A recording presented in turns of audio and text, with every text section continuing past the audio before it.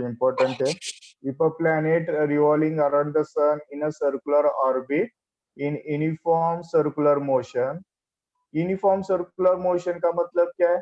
उसका equal time interval में क्या करेगा? वो इक्वल डिस्टेंस कवर करेगा, उसको हम क्या बोलेंगे?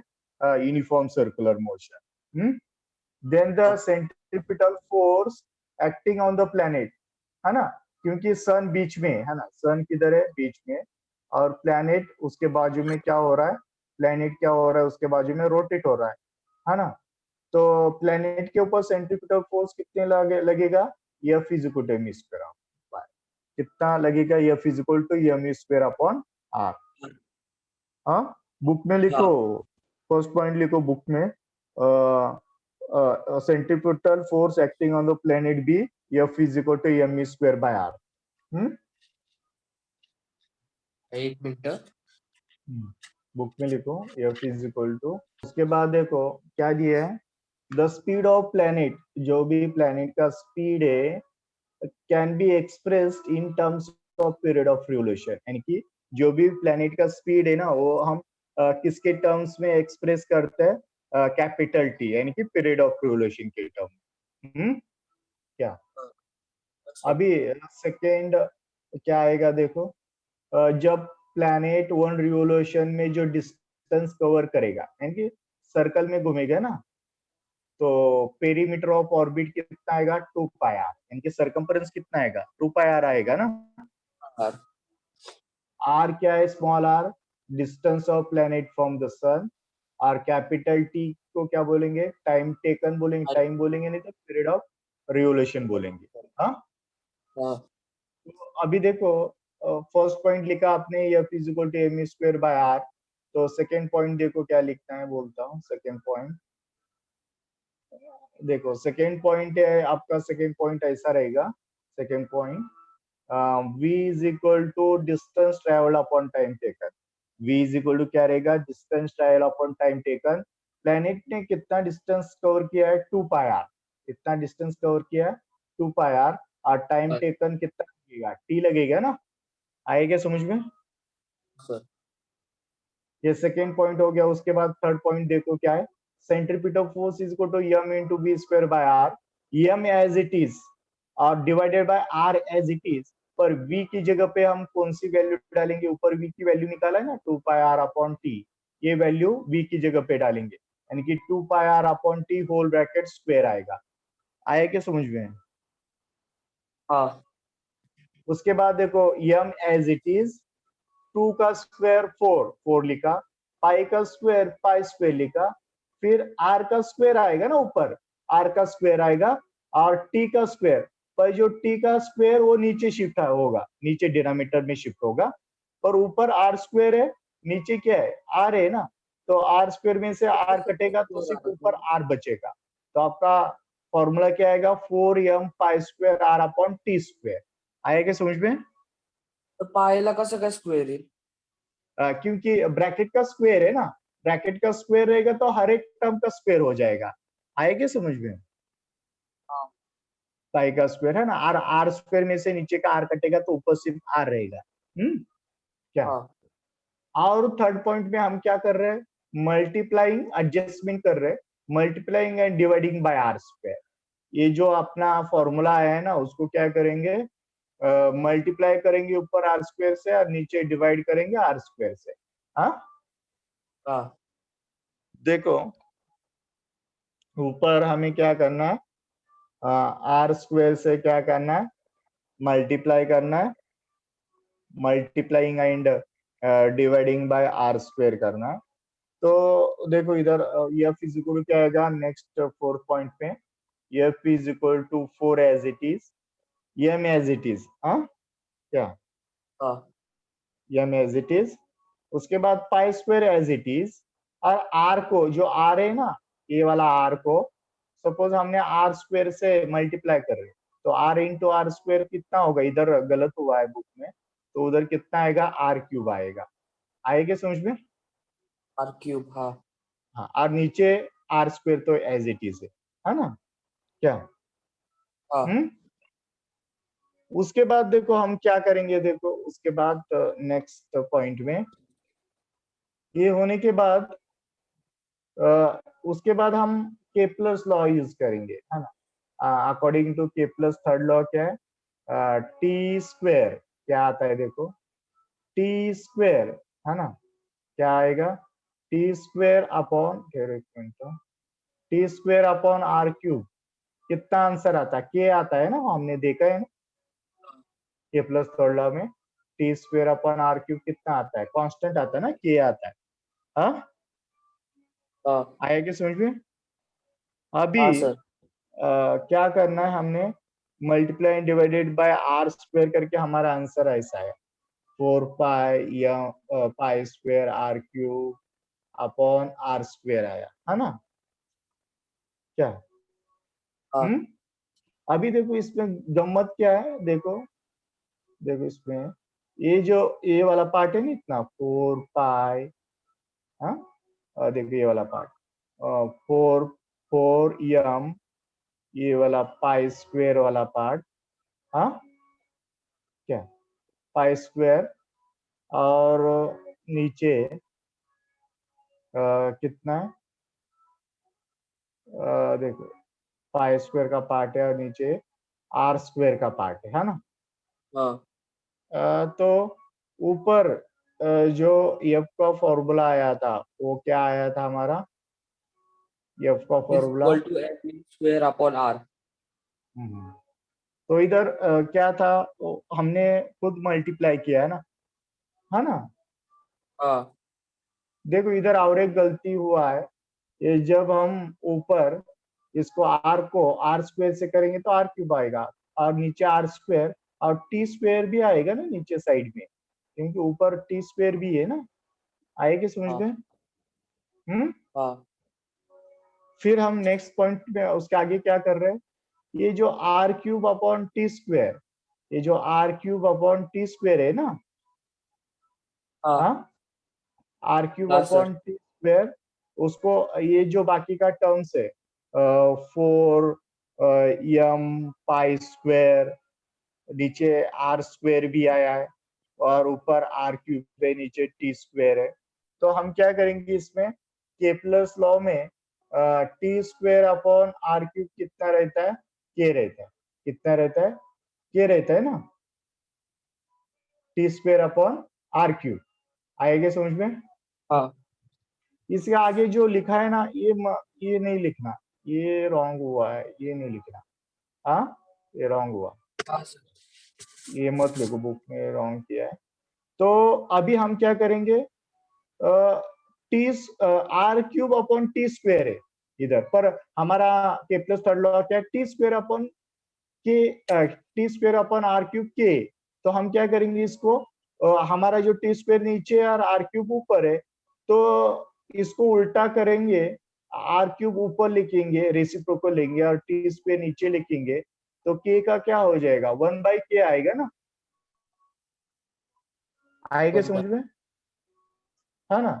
तो इधर R cube upon T square की जगह आप क्या डालो, 1/k, यानी कि फिफ्थ पॉइंट में क्या आएगा, F is equal to 4 pi 4 M pi square, नीचे आर स्क्वायर आएगा, और R cube upon T square की जगह पे क्या डालेंगे, 1/k, आया समझ में। हाँ सर।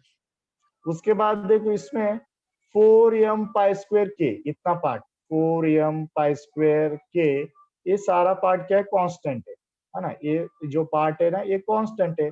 तो हम लास्ट वाला सेंटेंस क्या बोल सकते हैं, F is inversely proportional to 1/r square लिख सकते हैं ना। Hmm, one by R square. यानी कि ये हाँ पार्ट कांस्टेंट है ना, 4 हाँ कांस्टेंट है, एम कांस्टेंट है, पाई स्क्वायर कांस्टेंट है, के कांस्टेंट है, इसलिए सिर्फ क्या बचेगा, नीचे आर स्क्वायर बचेगा। तो उसका मतलब क्या रहता है मैथ्स में, यानी कि F is inversely proportional to 1/r square, हाँ, हाँ। आएगा समझ में। तो इसको बोलते हैं इनवर्स स्क्वायर लॉ, इसको क्या बोलते हैं, इनवर्स में इनवर्स। ये किसने प्रूव किया, न्यूटन ने, किसने प्रूव किया, न्यूटन ने। और किसका यूज किया न्यूटन ने इसके लिए, Kepler's third law, Kepler's law का यूज किया है ना, हाँ यानी कि न्यूटन ने क्या किया, केप्लर्स लॉ का यूज करके उसने इनवर्स स्क्वायर लॉ प्रूव किया है। आएगा समझ में? हाँ सर। देखो फर्स्ट पॉइंट क्या था हमारा, क्या था first point, F is equal to M E square upon R था ना, the centrifugal force acting on the planet. फिर हमारा सेकेंड पॉइंट क्या था, v इज इक्वल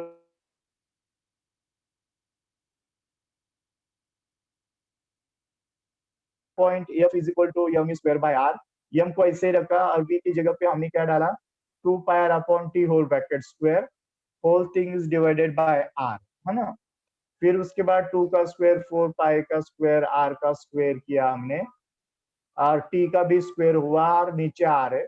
फिर हमने क्या किया, ऊपर आर स्क्वायर में से आर को कट दिया हमने, तो हमारा फाइनल आंसर क्या आया, 4m pi square R upon T square आया। आया क्या समझ में? उसके बाद हमने क्या किया, multiplying and dividing by R square, ऊपर और नीचे आर स्क्वायर से डिवाइड किया, नीचे नीचे भी आर स्क्वायर से नीचे डिवाइड किया, ऊपर मल्टीप्लाई किया। तो F is equal to answer क्या आया, 4m pi square R cube upon R square into T square, पर according to Kepler's third law T square upon R cube is equal to K, constant है, पर हमारे जो derivation उसमें are cube ऊपर है टी स्क्वायर नीचे, तो मैंने इसका रेसिप्रोकल लिया, R cube upon T square, यानी कि वो आएगा आंसर 1/k। तो R cube upon T square की जगह मैंने 1/k डाला, यानी कि 4m पाई स्क्वायर नीचे आएगा आर स्क्वायर इंटू के, पर एक्चुअली 4m पाई स्क्वायर और के क्या है, कांस्टेंट है, तो हम बोल सकते हैं कि F is inversely proportional to 1/r square, this is inverse square law. आएगा समझ में? हाँ सर। तो फर्स्ट पॉइंट लिखा आपने, तो सेकेंड पॉइंट लिखो, थर्ड पॉइंट लिखो, फोर्थ पॉइंट लिखो और फिफ्थ पॉइंट लिख के लेना, लिखो बुक में। हाँ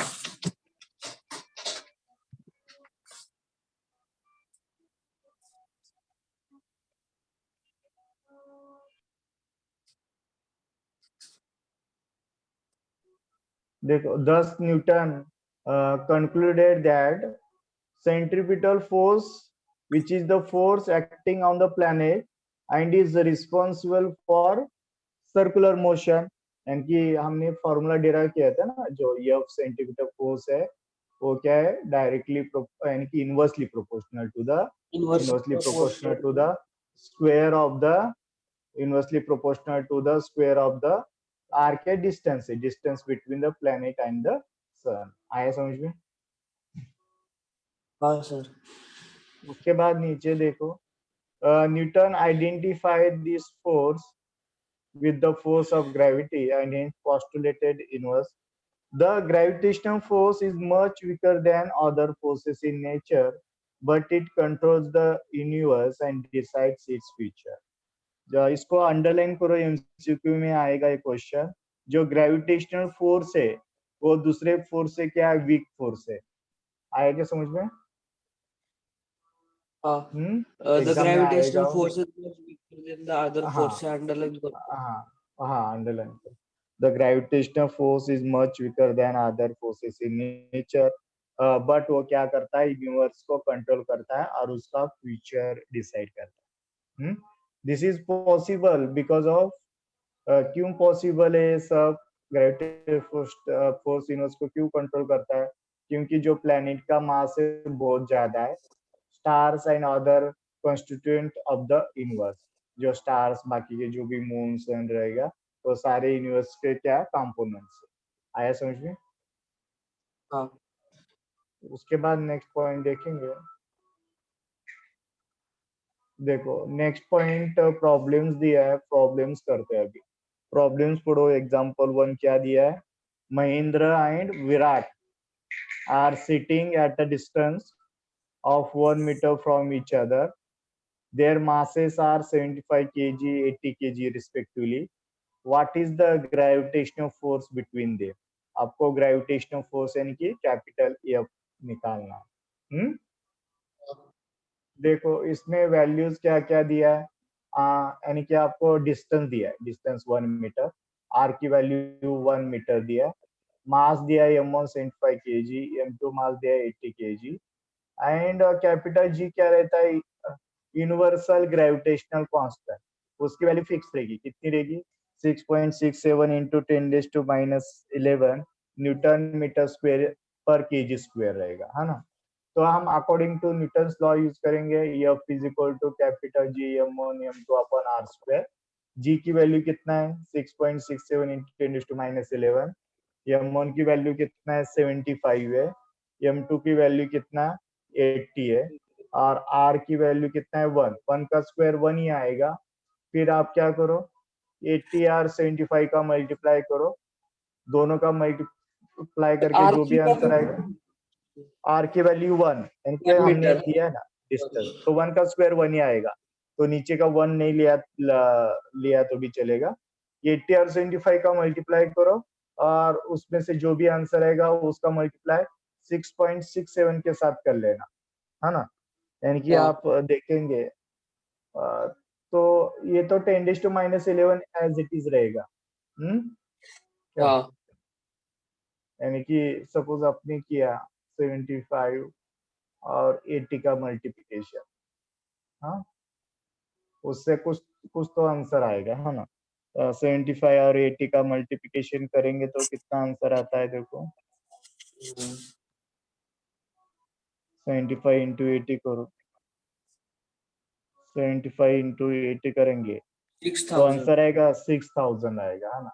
और हाँ उसके बाद 6000 का मल्टीप्लिकेशन आपको करना है 6.67 से, 6.67 से करो तो वो कितना आएगा देखो, 40,020।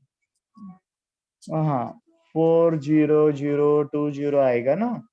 हाँ हम्म, तो आप कैसे लिखेंगे आंसर फाइनल देखो, 40020 इंटू 10⁻11, ये अपना फाइनल आंसर रहेगा। हाँ, हमें बोला था ग्रेविटेशनल फोर्स निकालने के लिए, तो ये ग्रेविटेशनल फोर्स की वैल्यू होगी। आया समझ में? सर आवाज नव्हते परत सांगाल का? तो हमने क्या किया, ये दोनों का मल्टीप्लाई किया और उसका आंसर कितना आया 40020 आया, और इंटू क्या करना है 10⁻11 करना सर है ना, आवाज वही। होतोय। हाँ हाँ, ये जो देखो ये जो 10⁻11 है ना, वो एज इट इज रखो आप। हम्म, तो वो आंसर फोर्स का आंसर किस में आएगा, न्यूटन में आएगा। आया क्या समझ में?